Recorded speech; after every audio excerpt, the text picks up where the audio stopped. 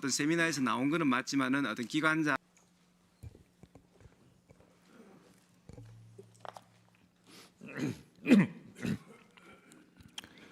존경하는 헌법재판소 재판관님, 국회 소추위원 국회 법제사법위원장 정청래입니다. 대한민국의 운명을 좌우할 현직 대통령에 대한 탄핵 사건을 심리하시는 동안 그 역사적 중압감에 얼마나 노후가 많으셨습니까? 민주주의와 헌법 수호에 대한 열정으로 일관해 오신 재판관님들의 노고와 헌신에 국민의 한 사람으로서 경의를 표합니다. 대한민국 민주주의와 국가 발전을 위하여 피청구인 윤석열은 파면되어야 합니다. 12.3 내란의 밤, 전 국민이 TV 생중계를 통해 국회를 침탈한 무장한 계엄군들의 폭력 행위를 지켜보았습니다. 하늘도 알고 땅도 압니다. 하늘은 계엄군의 헬리콥터 굉음을 똑똑히 들었고 땅은 무장한 계엄군의 군홧발을 보았습니다. 호수 위에 떠있는 달 그림자도 목격자입니다.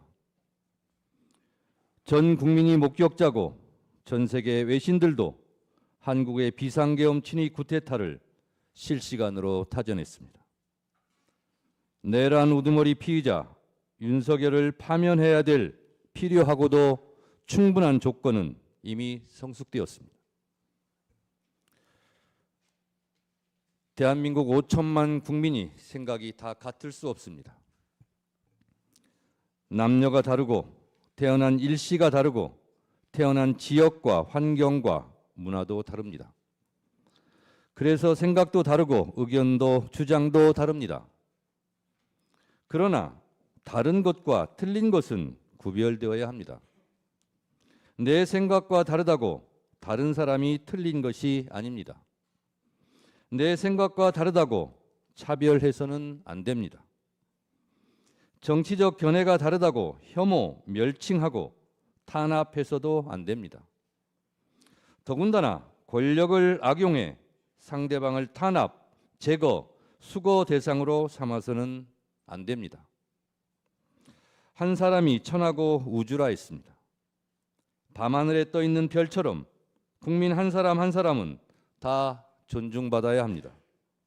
이것이 헌법 제10조 모든 국민은 인간으로서의 존엄과 가치를 가지며 행복을 추구할 권리를 가진다. 국가는 개인이 가지는 불가침의 기본적 인권을 확인하고 이를 보장할 의무를 진다는 헌법의 기본권 조항들을 관통하는 근본 원칙입니다. 대한민국은 국민 주권 영토로 구성되어 있습니다. 국민이 곧 국가입니다. 국민은 국가를 사랑하고 국가는 국민의 생명과 재산, 안전을 보장해야 합니다. 국민은 국가를 사랑하기에 애국가를 부르고 국기에 대한 맹세를 합니다. 대한민국 국민들은 생각이 달라도 애국가와 태극기를 사랑합니다. 국가를 위하여 개인을 희생하면서 헌신 봉사하는 애국심은 대한민국 국민이 1등입니다. 대한민국 국민은 나라를 사랑합니다. 임진왜란, 일제강점기, 한국전쟁, 군부 독재로부터 나라를 지킨 것도 국민이고 나라를 발전시킨 것도 국민입니다. 허리띠 졸라매며 자식들 교육시켜 오늘날의 민주화와 산업화를 이룬 주인공은 우리의 할아버지, 할머니, 어머니, 아버지 국민들이었습니다. 영화 기생충, 오징어 게임, BTS의 나라, 문화 강국, 올림픽 금메달의 스포츠 강국 대한민국을 이룬 것은 자랑스러운 우리의 아들, 딸 국민들이었습니다. 나라를 지킨 것도 국민이고 나라를 발전시킨 것도 국민입니다. 나라의 주인도 국민입니다. 대한민국 국민은 헌법을 사랑합니다. 헌법은 생각과 주장, 의견이 다를 때 대한민국은 이 방향으로 가자고 결정해 놓은 대국민 합의 문서입니다. 국민 전체의 약속이자 국민이 지켜야 할 국가 이정표입니다. 헌법은 나침반입니다. 헌법은 국민이고 애국가이고 태극기입니다. 대한민국 국민 누구도 헌법 위에 군림할 수 없습니다. 대한민국의 주권은 국민에게 있고 모든 권력은 국민으로부터 나온다는 것. 이것이 헌법 제1조 민주공화국의 헌법 정신입니다. 그런데 나라와 헌법을 사랑하는 국민을 총칼로 죽이려 했고 피로써 지켜온 민주주의를 짓밟고 피를 잉크 삼아 한자 한자 찍어 쓴 헌법을 파괴하려 했던 사람이 있습니다. 피로 쓴 민주주의 역사를 혀로 지우려 했습니다. 총칼로 헌법과 민주주의 심장인 국회를 유린하려 했습니다. 지금 이 탄핵 심판정에 있는 피청구인 윤석열입니다. 헌법수호 최후의 보루 헌재 재판관님, 프랑스 공화국은 관용으로 건설되지 않았습니다. 민족 반역자에게는 공소시효가 없다며 나치 부역자를 끝까지 추적해 무관용으로 처벌하였기에 역설적이게도 프랑스는 관용의 나라, 똘레랑스의 나라가 될 수 있었습니다. 오늘날 문화예술의 강국 프랑스는 이렇게 건설되었습니다. 이에 반해 우리는 1945년 8.15 광복 이후 반민특위의 좌절로 친일 부역자를 처벌하지 못했고 그 결과 정의와 불의, 애국과 매국, 민주주의와 독재가 혼재되어 민주주의에 대한 도발과 준동이 끊이지 않았습니다. 이제 타락하고 오염된 반민주적, 반헌법적 요설과 궤변의 고리를 끊어야 합니다.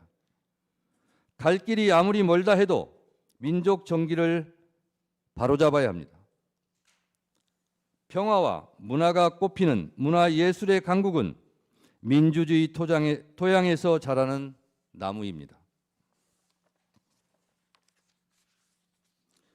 민주주의 기초는 국가 발전의 토대입니다. 민주주의 발전 과정이 국가 발전의 과정입니다. 민주주의 정착 없이 국가 발전을 이룬 나라는 없습니다.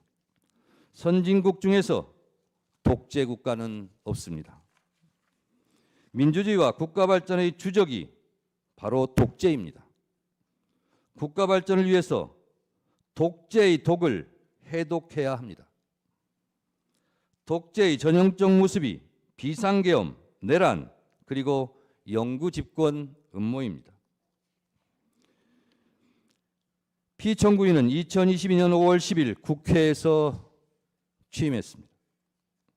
헌법 제69조에 따라 나는 헌법을 준수하고 국가를 보위하겠다는 선서를 하고 대통령에 취임했습니다.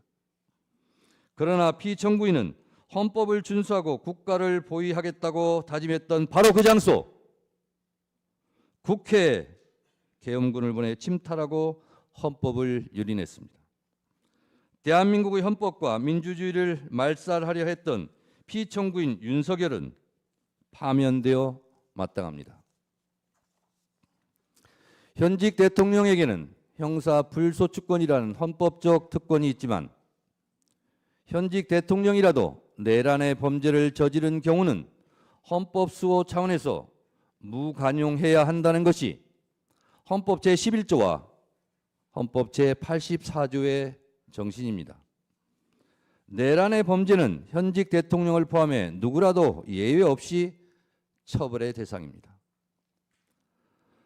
앞서 국회 법률 대리인들께서 위헌 위법한 12.3 비상계엄과 파면 사유에 대하여 그 증거와 법리를 이미 수차례 명징하게 설명했습니다.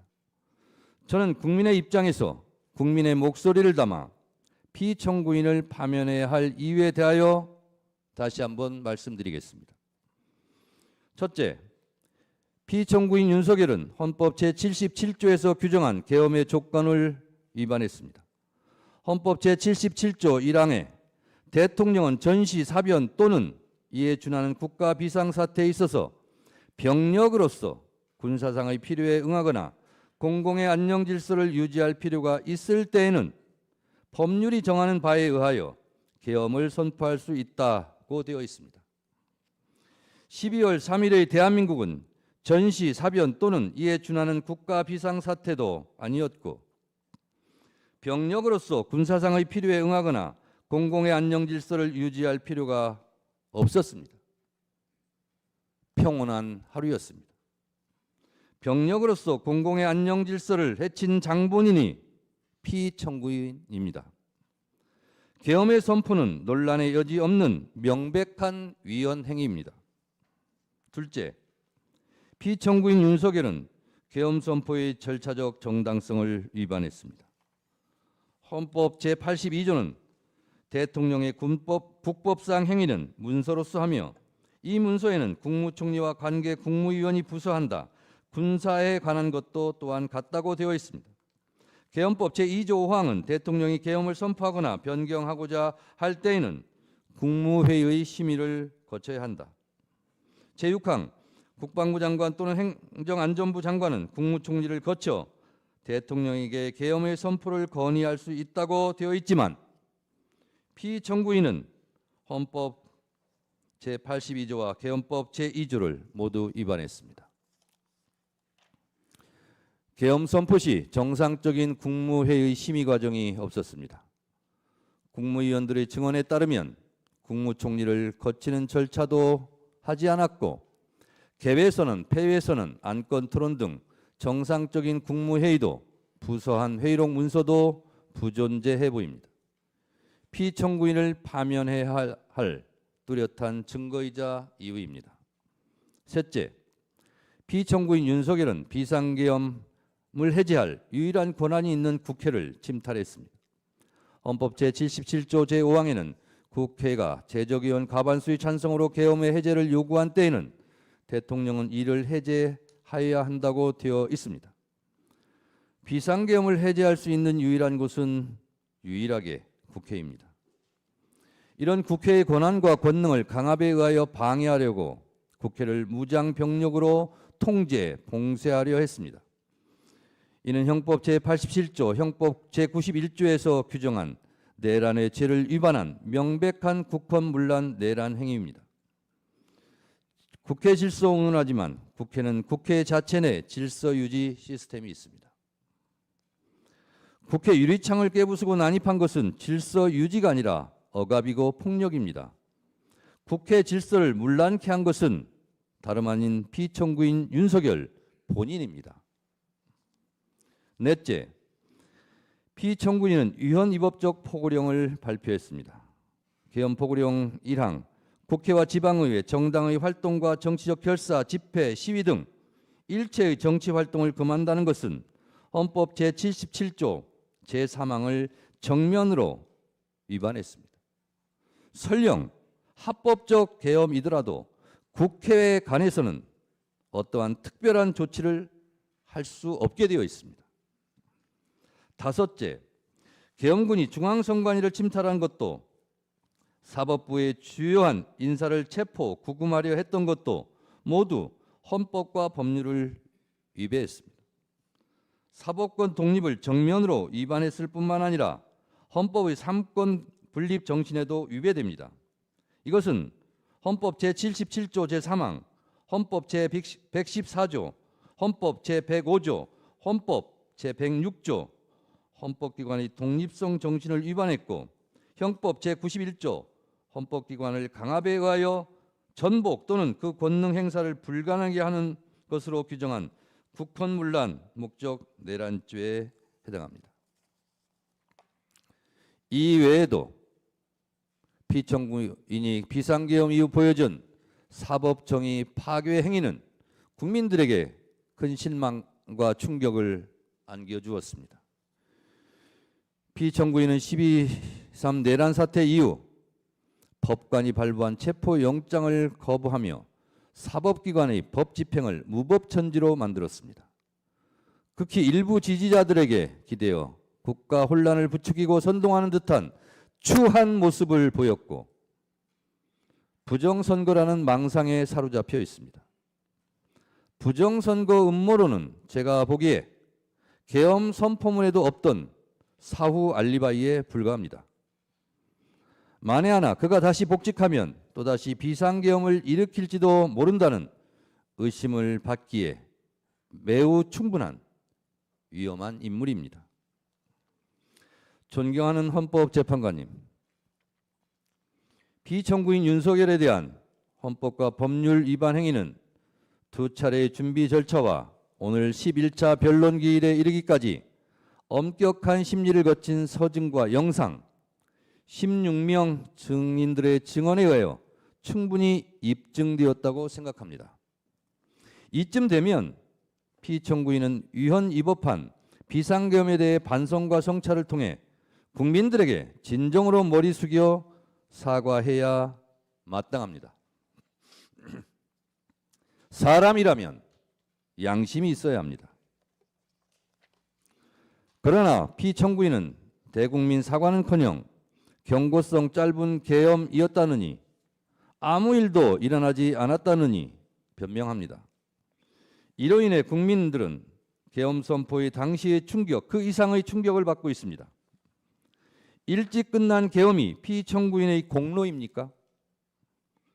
사상자 없이 끝난 계엄이 피청구인의 자랑입니까?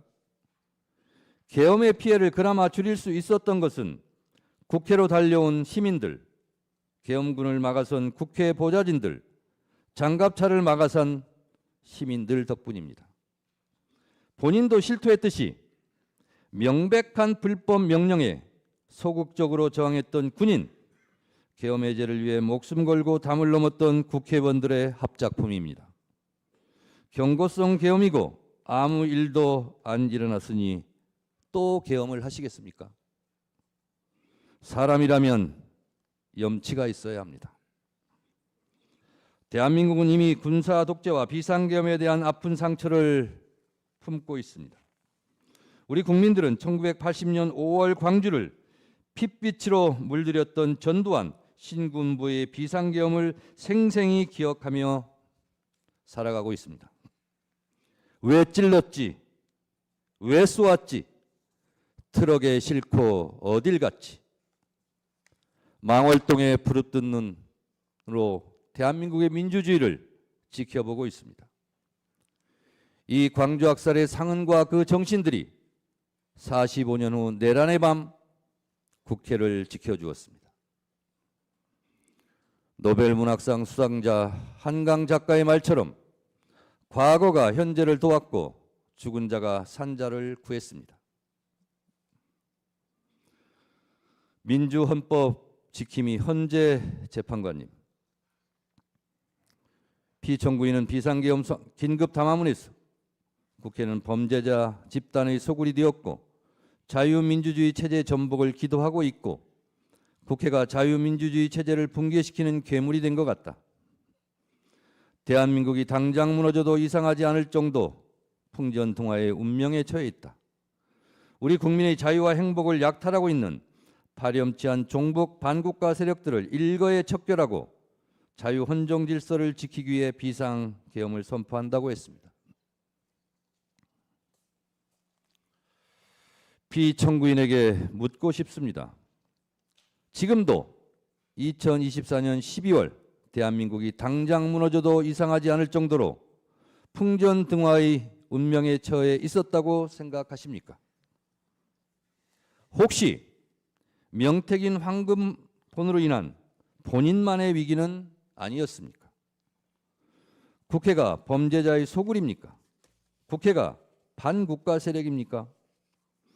국회가 종북 반국가 단체라면 총선에서 투표한 국민들도 반국가 종북 세력이란 말입니까?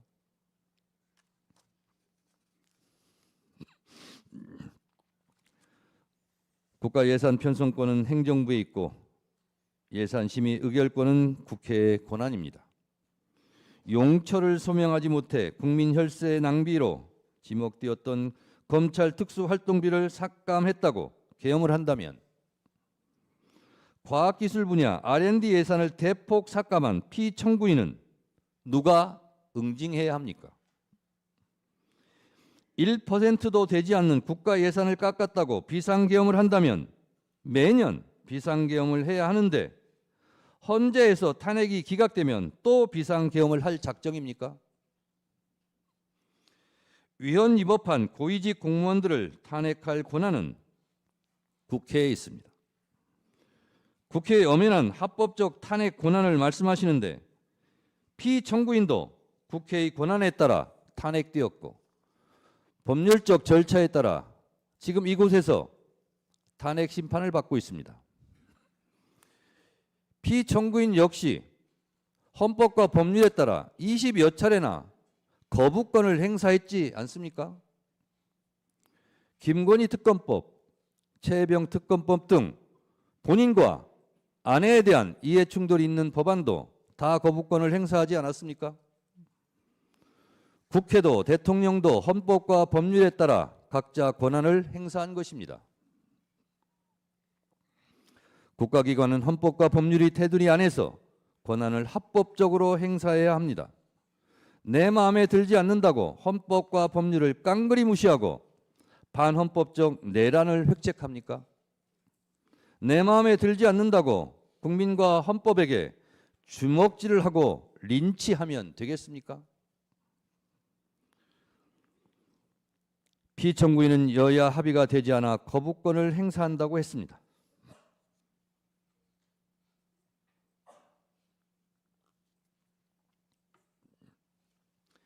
여야 합의는 헌법과 국회법 어느 법에도 존재하지 않습니다. 이런 생각 자체가 반헌법적입니다. 총선 때 한 표라도 한 석이라도 더 얻으려 노력하는 이유는 헌법 제49조에서 규정한 국회 의사결정은 다수결로 하라는 헌법적 명령이 있기 때문입니다. 여야 합의가 법 통과의 전제 조건이라면 이는 총선 민의를 부정하고 왜곡하는 반헌법적 반법률적 언동입니다. 대의민주주의 헌법 부정입니다. 뭐하러 총선합니까? 존경하는 재판관님, 피청구인은 경고성 계엄이고 아무 일도 일어나지 않았다고 가상현실에 있는 사람처럼 말합니다. 본인은 체포 지시를 하지 않았다며 전 국정원 홍장원 1차장과 전 곽종근 특전사령관의 공작이라고 주장합니다. 누구보다 피청구인에게 충직했던 두 사람이 무슨 이유로 피청구인을 모함한다는 말입니까? 피청구인으로부터 직접 지시를 들은 사람이 두 사람만의 증언도 아닌데 들은 사람들 모두 공작에 가담했다는 것입니까? 이게 가능합니까?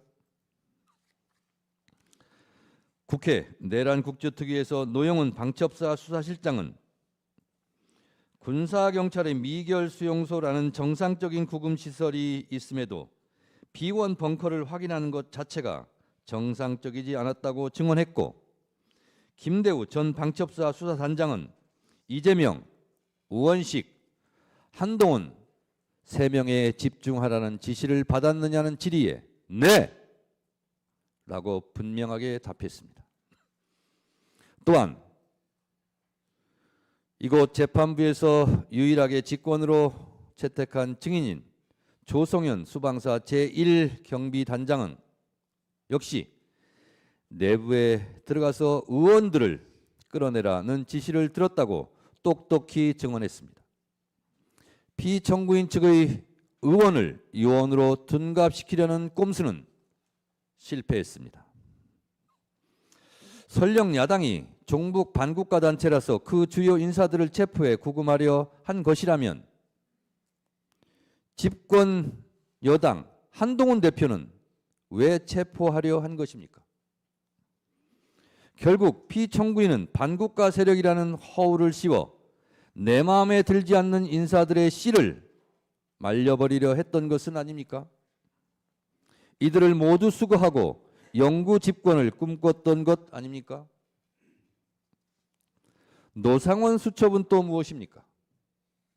노상원 수첩, 잠자리 폭발물 화학약품, 치밀한 수거 계획이라는 섬뜩한 내용입니다. 살해 암시, 노상원 수첩의 문재인, 유시민 등 500명 확인 사살 정치인, 법조인, 방송인, 스포츠인 전방위 겨냥, 포승줄로 수집수 보내, 모든 좌파 세력 붕괴. 언론 보도의 제목들입니다. 평생 축구밖에 모르는 차범근 감독은 왜 해치려 했습니까? 차범근 감독은 저는 축구를 사랑하고 축구가 아닌 다른 일이나 가치에 대해선 관심과 욕심이 없다.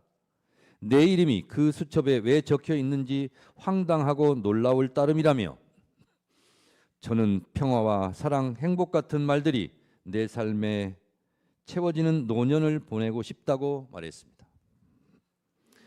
이제 몽상에 빠져있던 권력자가 무너뜨리려 한 평화로운 일상을 회복해야 합니다.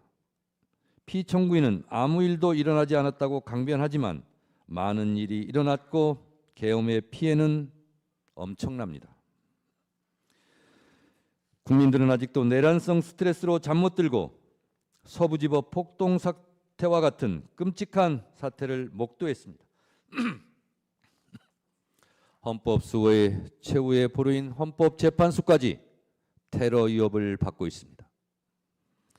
피청구인이 저지른 내란으로 국민들은 서로 적으로 규정하고 심리적 내전 상태에 빠져 있습니다. 존경하는 헌재 재판관님, 대한민국은 수출로 먹고 사는 나라입니다. 대외 의존성이 높은 경제 구도상 국가 안정이 곧 경제고 평화가 곧 경제입니다. 민주주의 선진국 대한민국을 불안한 시선으로 보고 있는 전 세계에 우리의 민주주의 회복 능력을 보여주어야 합니다. 하루빨리 내란을 극복하고 국정을 안정시키는 것이 그 출발점입니다. 계엄에 따른 국정 혼란과 불안감으로 인한 피해가 너무도 큽니다.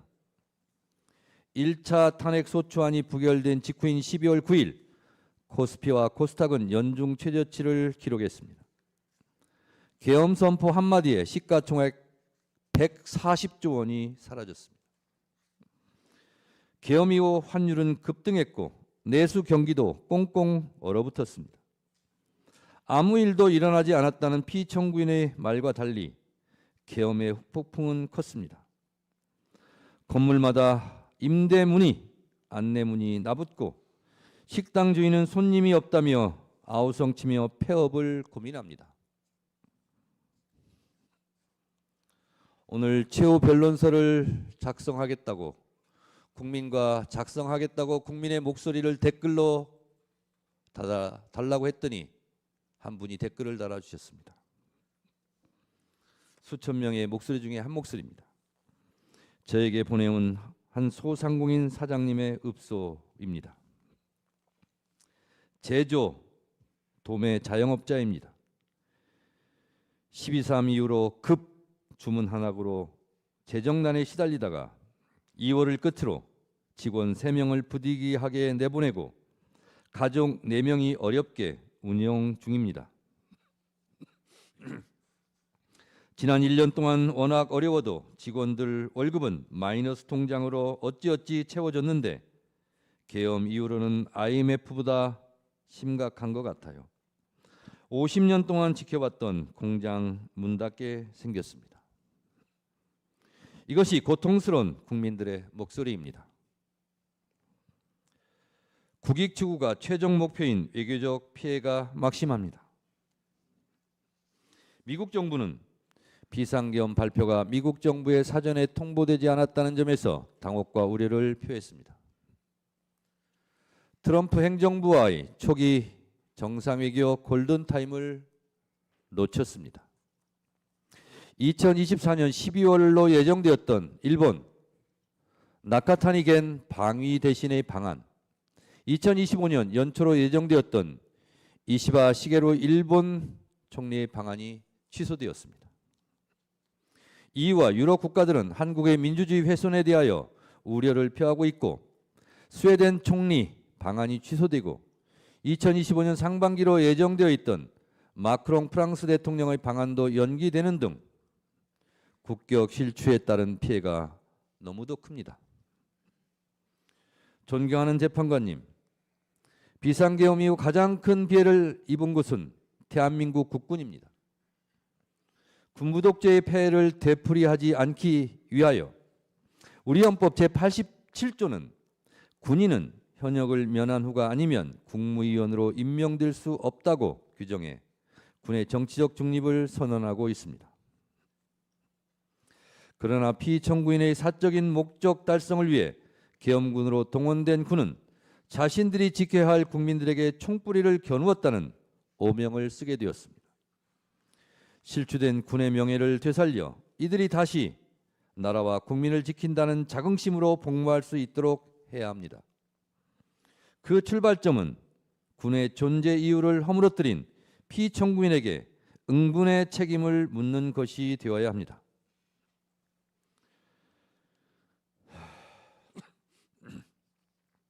존경하는 헌법재판관님들, 저는 12월 3일 밤 10시 50분경 비상계엄 긴급 속보를 보고 살떨리는 두려움을 안고 국회 후문 담장을 넘었습니다.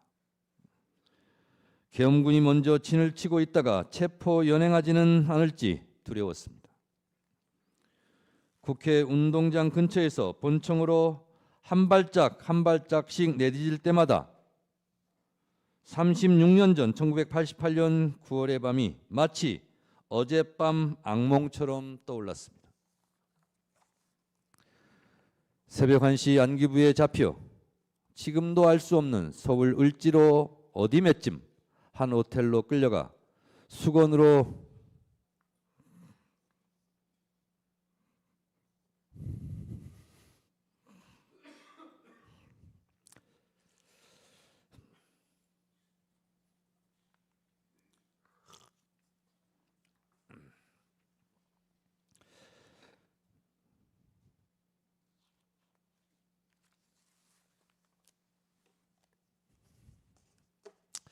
수건으로 눈을 가린 채 속옷 차림으로 4시간 동안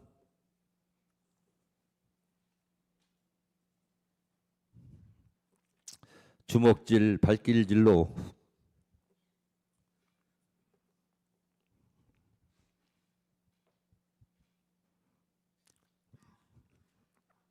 고문 폭행을 당했습니다. 살아있음이 고통이었습니다. 언론에 보도된 노상원 수첩대로 시행되었다면 수많은 사람들이 죽음을 피하지 못했을 것입니다. 존경하는 재판관님, 대한민국은 세계가 놀랄 만큼 한국 현대사 100년 동안 왕조 국가에서 민주주의 국가로, 원조를 받던 나라에서 원조를 해주는 나라로, 문화예술의 강국으로 발전해 왔습니다. 지금 이 시각에도 코리안 드림을 꿈꾸며 지구촌 곳곳 한국어 학당에서 한국어를 배우려는 사람들이 줄을 서고 있습니다. 정치, 경제, 외교적으로도 대한민국은 유수의 민주주의 선진국이 되었고 군사적으로도 세계 6위의 강대국이 되었습니다. 백범 김구 선생이 꿈꾸었던 문화가 꽃피는 나라가 되었습니다. 우리 국민들은 그동안 외국의 어떤 나라도 북한도 감히 흔들 수 없는 나라라고 자부해왔습니다. 이런 자랑스러운 나라에서 현직 대통령에 의해서 국회가 계엄군에 의해 침탈당하고 정적을 제거하기 위해 친위 쿠데타를 일으키는 끔찍한 일이 생길 줄은 꿈에도 상상할 수 없었습니다. 피청구인 윤석열은 지금도 비상계엄이 고도의 통치 행위라며 반성과 성찰을 거부한 채 계엄과 내란을 정당화시키는 궤변과 요소를 늘어놓고 있습니다. 그를 파면함으로써 하루빨리 대한민국을 정상으로 돌려놓아야 합니다. 존경하는 헌법재판관님, 헌법재판소는 헌법수호의 최후의 보루이며 국민주권을 지키는 마지막 방파제입니다. 피청구인의 반헌법적 내란 행위는 민주주의 근간을 뒤흔드는 중대한 위헌적 시도였으며 국민의 자유와 권리를 본질적으로 침해하는 반헌법적 도발이었습니다. 피청구인은 군 통수권자로 부여받은 막강한 권한을 남용하여 군과 경찰을 사유하는 중대한 위헌 행위를 저질렀습니다. 아직도 부정선거 음모론의 포로가 되어 총선 결과로 구성된 국회를 부정하고 있습니다. 탄핵이 기각되면 국정을 어떻게 이끌어 가겠다는 등 허무맹랑한 변명과 시건을 잠시 후에 들을지도 할지도 모르겠습니다. 국민들은 피청구인의 적반하장, 남탓만 하는 아무 말 대잔치를 이제 믿지 않을 것입니다. 콩으로 매주를 쓴다 한들 누가 믿겠습니까? 피청구인의 말에 속지 맙시다. 무신분립이라 했습니다. 신뢰를 잃은 대통령은 국민 앞에 다시 설 수 없습니다. 민심은 바다와 같아서 배를 띄울 수도 뒤집어 엎을 수도 있습니다. 피청구인에게서 민심은 떠났습니다. 피청구인의 반헌법적 내란 행위는 주권자인 국민에 대한 명백한 배신이었습니다. 피청구인의 사익과 탐욕을 위한 권력 남용과 헌정질서 파괴로 인한 국민의 신뢰가 완전히 무너졌습니다. 국민이 더 이상 이를 용납하지 않는 것은 너무도 당연한 귀결입니다. 피청구인을 파면하는 것은 대통령이라는 최고 권력자에게 헌법을 준수할 의무를 다시금 상기시키고 헌법의 적으로부터 헌법을 수호하는 일입니다. 헌법을 파괴한 행위에 대해서는 예외 없이 단호하게 대처한다는 것이 헌법의 준엄한 명령입니다. 민주주의 적은 민주주의로 물리치고 헌법의 적은 헌법으로 물리쳐야 합니다. 대통령의 탄핵은 결코 가볍게 결정되어서는 안 되지만 헌법과 법률이 정한 요건이 충족되고 헌법 질서를 지키기 위한 불가피한 선택이라면 이는 반드시 이루어져야 합니다. 지금 우리에게 필요한 것은 헌법 위에 군림하려는 무소불위의 왕이 아니라 절제 권력자도 잘못하면 벌을 받는다는 일반 상식입니다. 대통령에 대한 파면 결정은 사적 감정의 정치 보복이나 정치적 공격이 아니라 오직 헌법과 법치주의를 회복하기 위한 헌법 수호자의 결단입니다. 피청구인 윤석열에 대한 파면 결정은 대한민국 민주주의 놀라운 회복력을 보여주는 동시에 대한민국 헌법이 살아있고 현실에서 작동하는 실질 규범이라는 점을 보여주는 역사의 기록이 될 것입니다. 존경하는 헌법재판관님, 피청구인은 이제 대한민국의 대통령직을 유지할 자격이 없습니다. 국민들 마음속의 대통령이 아닙니다. 우리 국민은 헌법의 적은 헌법으로 막았습니다. 민주주의 적도 민주주의로 지켜냈습니다. 대통령 윤석열을 파면함으로써 헌법 수호의 의지를 보여주시기 바랍니다. 피청구인에 대한 파면으로 얻을 국가적 이익이 압도적으로 큽니다. 필연은 우연의 옷을 입고 나타난다고 했습니다. 비상계엄이 몽상가의 우연한 돌출 행동이었다면 내란 극복은 국민들이 이뤄낸 필연입니다. 그 필연이 대한민국 민주주의 저력입니다. 내란 극복은 나라를 사랑하는 국민들의 민주주의에 대한 필연적 본능과 자구책, 한 땀 한 땀 노력의 결과였습니다. 이제 내란을 극복하고 국정을 안정시켜 미래로 나가야 합니다. 더 좋은 민주주의, 더 넓은 민주주의 광장에서 K민주주의가 만발하고 빛의 혁명으로 국민적 에너지를 한데 모아 골고루 잘 사는 나라, 잠시 멈춘 외교 안보 국방이 튼튼한 나라, 평화로운 한반도, 경제와 문화 예술이 함께 발전하는 코리안 드림을 국민과 함께 꿈꾸며 다시 전진합시다. 피청구인의 비이성적 반역사적 비상계엄은 일어나지 말았어야 할 비현실적 망동이었지만 하느님이 보호하사 우리나라 만세입니다. 헌법과 나라를 사랑하는 국민들이 애국가를 자랑스럽게 부를 수 있도록 민주주의와 헌법 수호를 위하여 피청구인 윤석열을 하루라도 빨리 신속하게 만장일치로 파면해 주시기 바랍니다. 동해물과 백두산이 마르고 닳도록 하나님이 보호하사 우리나라 만세. 무궁화 삼천리 화려강산 대한사람 대안으로 길이 보전하세. 최후 변론의 끝을 영상으로 마무리하겠습니다. 경청해 주셔서 감사합니다.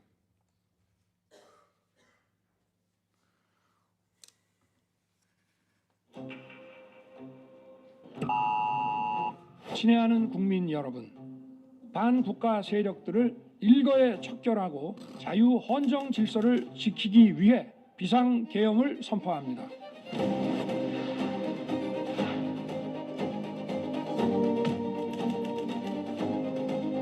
민주주의 국가야! 국회의원 왜 못 들어가게? 계엄이 아무리 선포돼도 국회는 열려야지.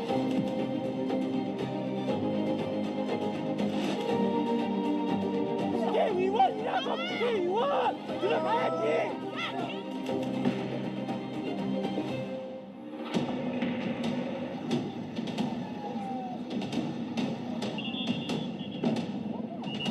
이거는 국민의 반역자, 모두 역사의 반역자가 되는 거라고.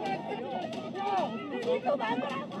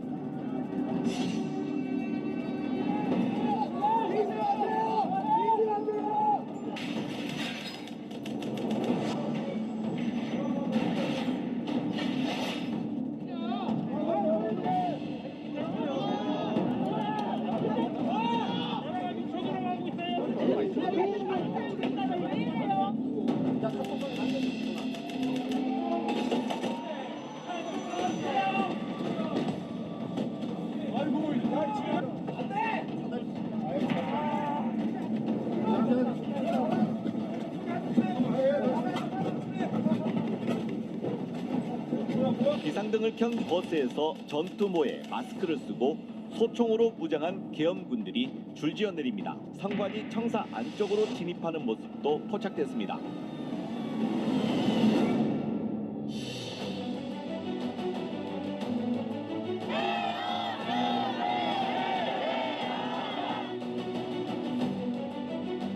재석 190인 중 찬성 190인으로서 비상계엄 해제 요구 결의안은 가결되었음을 선포합니다. 이제 비상계엄 선포는 무효입니다. 따라서 군경은 즉시 국회 경내를 나가 자신의 자리로 돌아가기 바랍니다.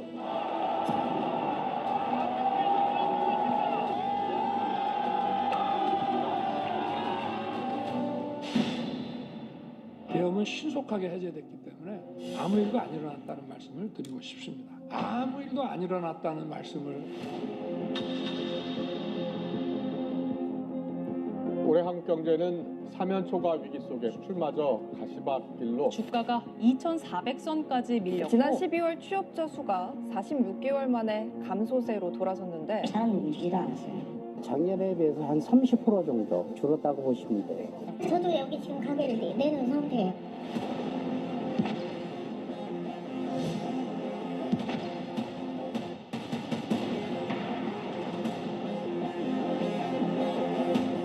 대통령께서 비화폰으로 제게 직접 전화를 하셨습니다. 의결 정족수가 아직 안 채워진 것 같다.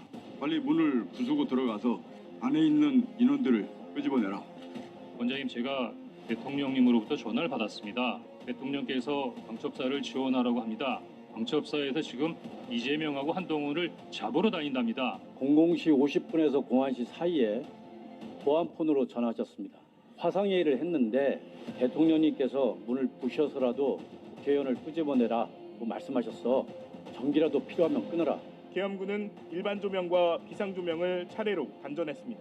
이재명 대표는 있었고 야당 원내대표 있었고, 그러니까 이제 위원장이 보니까 위원장이 생각이 나고, 김명수 전 대법원장, 그리고 권순일 대법관. 부금 시설 관련된 지시와 체포와 관련된 지시는 제가 예인영 사령관으로부터 직접 지시를 받았습니다. 국무회의 자체가 많은 절차적, 실체적 흠결을 가지고 있었다, 그렇게 생각하고요. 저도 역시 우려를 표명했죠. 저는 국무회의라고 보기는 어렵다고 생각합니다. 기획재정부 장관이라고 부르셨고요. 그 자리에서 그 옆에서 누군가가 저한테 그 참고 자료라고 전달했습니다. 본인이 대통령으로부터 직접 쪽지를 받은 것은 맞다. 맞습니다. 동원된 실탄수가 몇 발인지 알고 계십니까? 예, 저희가 파악해서 약 18만여 말로 저희 국정조사위원회에 보고를 했습니다. 네. 국회의원들이 모이고 있단다. 뭐 150명을 넘으면 안 된단다. 막아라.